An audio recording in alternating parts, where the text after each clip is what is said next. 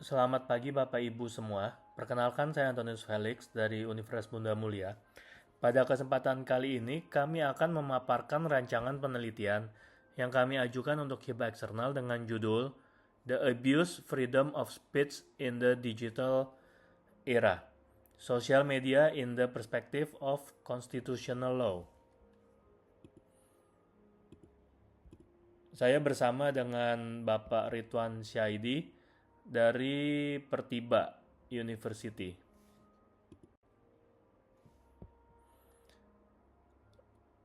Latar belakang penelitian ini berangkat dari perubahan besar yang dibawa oleh era digital terhadap cara kita berkomunikasi dan berinteraksi. Saat ini, media sosial berfungsi sebagai ruang publik baru, di mana individu akan berkelompok dan berbagi ide, informasi, serta opini secara cepat dan luas.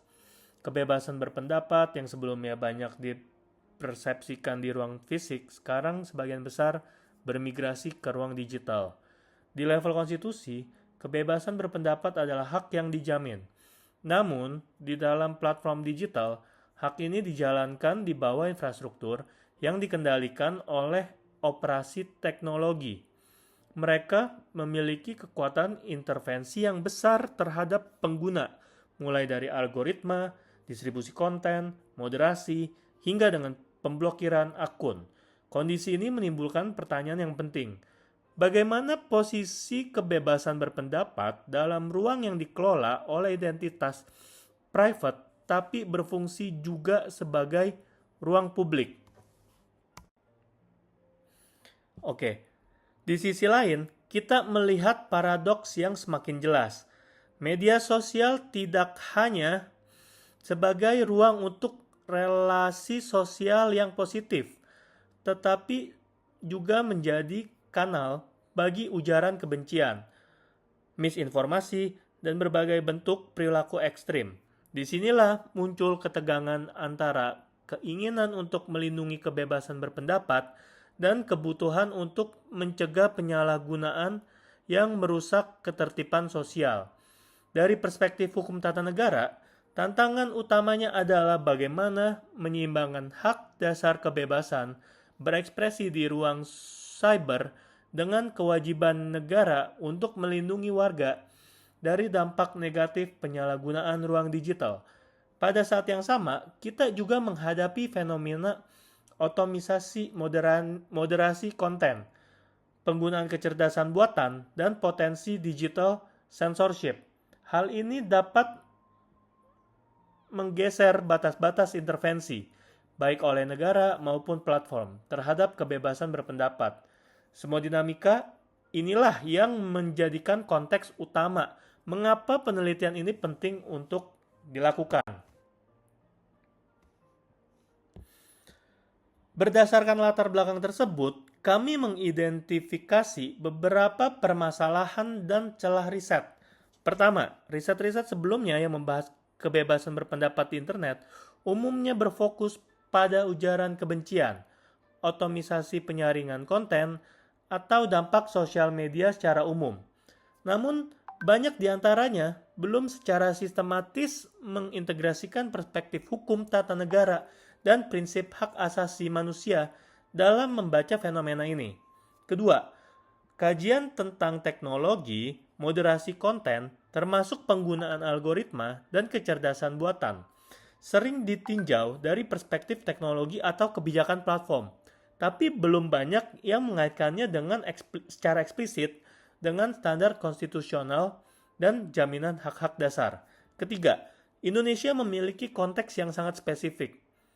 Negara multikultural dengan potensi konflik horizontal yang tinggi, sehingga isu kebebasan berpendapat, ujaran kebencian, dan regulasi digital menjadi jauh lebih sensitif. Dari sini, kami melihat adanya research gap, yaitu perlu sebuah kerangka konstitusional yang holistik untuk memahami dan merumuskan respons terhadap penyalahgunaan kebebasan berpendapat di media sosial di Indonesia. Beranjak dari permasalahan tadi, penelitian ini memiliki beberapa tujuan utama. Pertama, menganalisis penyalahgunaan kebebasan berpendapat di sosial media dari perspektif hukum tata negara, dengan tetap memperhatikan dinamika teknologi digital. Kedua, mengintegrasikan dimensi teknologi, sosial, dan hukum ke dalam satu kerangka analitis yang komprehensif. Artinya, kami tidak hanya melihat dari sisi aturan hukum, tetapi juga bagaimana teknologi dan perilaku pengguna saling terkait. Ketiga, mengembangkan sebuah kerangka konstitusional yang lebih relevan untuk era digital yang tetap sejalan dengan prinsip kebebasan berekspresi sekaligus peka terhadap resiko penyalahgunaan. Keempat, menyusun rekomendasi kebijakan yang dapat digunakan sebagai dasar pengembangan tata kelola digital yang berkelanjutan dan berbasis bukti, baik bagi pembuat kebijakan, lembaga, penegak hukum, maupun platform digital itu sendiri. Dari sisi signifikansi, penelitian ini menawarkan beberapa kontribusi yang relevan. Secara teoritis, studi ini berupaya mengisi kekosongan integrasi antara teori hukum konstitusi dengan praktik tata kelola digital. Kami mencoba menghadirkan kerangka baru untuk membaca kebebasan berekspresi di ruang cyber yang melibatkan negara, platform, dan masyarakat. Di sisi kebijakan, penelitian ini diharapkan dapat mendukung penyusunan regulasi digital yang lebih selaras dengan prinsip konstitusional dan standar hak asasi manusia. Dengan kata lain, bagaimana merancang aturan yang mampu mencegah penyalahgunaan tanpa mengorbankan kebebasan berekspresi secara berlebihan. Bagi institusi, penelitian dapat memperkuat posisi kampus sebagai kajian hukum digital dan hukum konstitusi.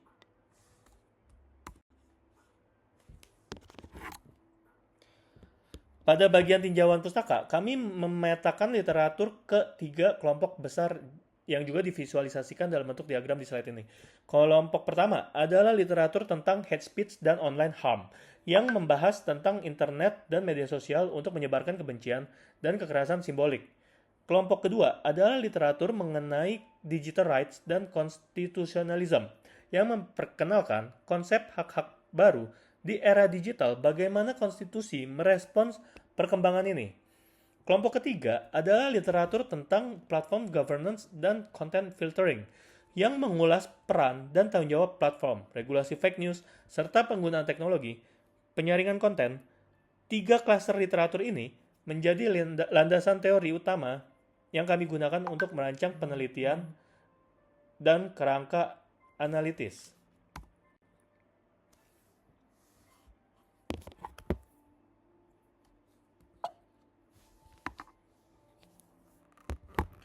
Pada kelompok literatur pertama, penelitian-penelitian tentang hate speech di ruang online menunjukkan bahwa ujaran kebencian biasanya ditunjukkan kepada kelompok tertentu berdasarkan identitas, agama, ras, gender, maupun orientasi politik. Pendekatan sosioteknis menekankan bahwa kita tidak bisa hanya melihat konten atau teknologi saja, tetapi harus memahami relasi antara teknologi, pengguna, dan dampaknya terhadap kesejahteraan sosial. Literatur lain membahas tentang persepsi pengawasan dan rasa takut diawasi di media sosial. Kondisi ini dapat menimbulkan fenomena yang dikenal sebagai chilling effect, yaitu ketika orang menjadi enggan untuk berbicara karena takut diberi sanksi atau dikriminalisasi. Selain itu, muncul juga konsep digital punishment, yakni bentuk-bentuk sanksi sosial baru seperti penghapusan akun, pengucilan digital, atau pembunuhan karakter yang semuanya terjadi di ranah online. Kelompok literatur kedua berkaitan dengan hak-hak digital dan regulasi platform. Beberapa penulis mengusulkan konsep New Digital Rights, yaitu hak-hak fundamental yang melekat pada warga negara di era digital.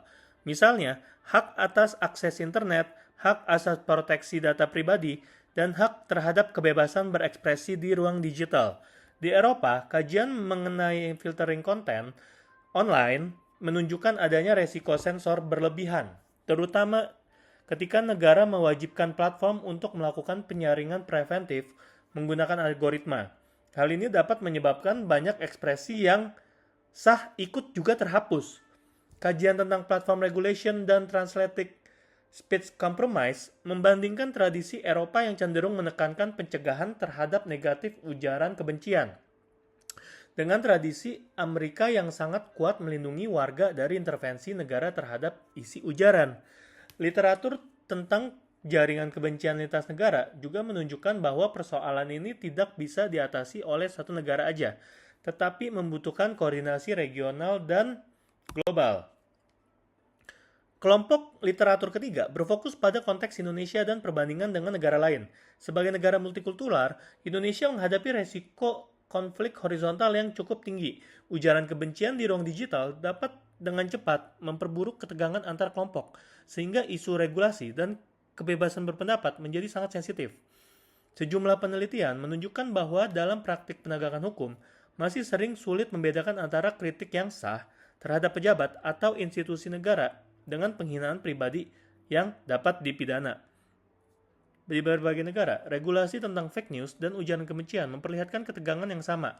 Bagaimana menjaga ketertiban dan keamanan tanpa membungkam kritik dan perbedaan pendapat. Kekosongan yang kami lihat adalah belum banyak kajian yang mengoperasionalkan prinsip-prinsip konstitusional ke dalam desain tata kelola digital yang konkret dan sensitif terhadap konteks budaya Indonesia. Disinilah penelitian kami bermaksud berkontribusi. Slide ini menampilkan kerangka konseptual yang kami gunakan, yang memposisikan fenomena abuse of freedom of speech on social media di tengah-tengah 3 domain utama. Di sisi kiri atas, ada domain teknologi yang mencakup platform media sosial, algoritma, kecerdasan buatan, dan juga muncul jaringan desentralisasi. Di sisi kanan atas, ada dominan hukum, khususnya hukum konstitusi. Di sini kita bicara tentang hak-hak konstitusi warga negara, jaminan kebebasan berekspresi, serta regulasi nasional yang mengatur ranah digital. Di bagian bawah ada domain masyarakat dan para pemangku kepentingan, pengguna media sosial, aparat penegak hukum, praktisi hukum, dan akademisi. Penelitian ini berusaha melihat titik temu dan ketegangan di antara ketiga domain tersebut, dengan fokus bagaimana penyalahgunaan kebebasan berpendapat dapat dipahami dan direspon dalam kerangka hukum konstitusi. Masuk ke bagian metode. Desain penelitian ini kami gunakan pendekatan kuantitatif dengan desain survei deskriptif. Tujuan utama dari desain ini adalah untuk memetakan persepsi dan sikap sebagai pemangku kepentingan terhadap isu penyalahgunaan kebebasan berpendapat di sosial media. Fokus kami bukan hanya pada satu kelompok, tapi pada dinamika multi-stakeholder, sehingga kami bisa melihat di mana titik perbedaan dan di mana titik irisan di antara mereka. Hasil pemetaan ini nantinya akan digunakan sebagai dasar untuk menyusun kerangka analisis yang lebih normatif dan merumuskan rekomendasi kebijakan. Dalam konteks pengajuan hibah, bagian ini menunjukkan bahwa penelitian sudah memiliki rancangan metodologis yang jelas dan terukur. Slide ini menampilkan grafik batang sederhana yang menampilkan komposisi sampel berdasarkan kelompok pemangku kepentingan. Kami membagi responden ke 4 kelompok, yaitu pengguna aktif sosial media, aparat penegak hukum, praktisi hukum yang menangani kasus-kasus digital atau ITE, dengan akademisi sebagai hukum tata negara dan akademisi hukum tata negara. Rencana total responden adalah 25 orang dengan distribusi 10 pengguna sosial media, 5 penegak hukum, 5 praktisi hukum, dan 5 akademisi. Grafik ini diharapkan membantu reviewer dalam melihat dengan cepat bahwa penelitian ini memang dirancang untuk menangkap perspektif yang beragam. Tidak hanya dari segi masyarakat, tetapi juga dari sisi penegak hukum dan pakar. Secara lebih rinci, populasi penelitian kami mencakup 4 pemangku kepentingan strategis yang memiliki hubungan langsung dengan kebebasan berpendapat di media sosial. Teknik sampling yang kami gunakan adalah purposive sampling, yaitu di mana responden berdasarkan kriteria tertentu, misalnya tingkat aktivitas di media sosial, pengalaman menangani kasus digital, atau keperkaraan di bidang hukum tata negara. Dengan total 25 responden, kami menilai jumlah ini cukup untuk studi eksploratif yang tujuannya adalah pemetaan persepsi dan bukan generalisasi statistik berskala besar. Informasi ini penting disampaikan bahwa pemberi hibah untuk menunjukkan bahwa desain sampling kami realistis dan terarah. Instrumen utama yang digunakan dalam penelitian ini adalah kuesioner terstruktur. Kuesioner ini disusun berdasarkan telaah literatur tentang kebebasan berpendapat, hak digital, dan hukum konstitusi. Di dalamnya terdapat dua dimensi utama yang diukur, yaitu persepsi positif terhadap pentingnya kebebasan berpendapat dan persepsi negatif atau keprihatinan terhadap potensi penyalahgunaan di media sosial. Selain penyataan tertutup dengan skala tertentu, kami juga menyertakan beberapa pertanyaan terbuka untuk menggali pendapat dan pengalaman responden secara lebih mendalam. Dari sisi validitas, kuesioner ini telah ditelaah secara konseptual berdasarkan literatur dan dikembangkan lebih lanjut dengan expert review ketika hibah disetujui. Slide ini menampilkan diagram alur prosedur pengumpulan data yang kami rencanakan. Langkah pertama adalah desain instrumen dan review oleh pakar untuk memastikan bahwa pertanyaan yang diajukan relevan dan sensitif terhadap isu konstitusional. Langkah kedua adalah pelaksanaan persuasive sampling, di mana kami mengidentifikasi dan menghubungi calon responden dari 4 kelompok tadi. Langkah ketiga adalah pelaksanaan survei daring atau wawancara singkat yang memungkinkan kami menjangkau responden lintas lokasi dengan efisien. Langkah keempat adalah proses data cleaning dan coding, baik dengan jawaban tertutup maupun jawaban terbuka. Langkah kelima adalah analisis deskriptif dan sintesis, yang memadukan angka-angka dengan narasi untuk memberikan gambaran yang utuh. Diagram ini menunjukkan bahwa alur kerja penelitian dirancang sistematis dan dilaksanakan dalam kerangka waktu hibah. Data analisis plan. Rencana analisis data kami dirangkum sebagai berikut. Pertama, kami akan menggunakan analisis statistik deskriptif untuk melihat distribusi persepsi di masing-masing kelompok pemangku kepentingan. Ini akan menjadi pertanyaan siapa yang lebih cenderung menekankan pentingnya kebebasan dan siapa yang lebih khawatir terhadap penyalahgunaan.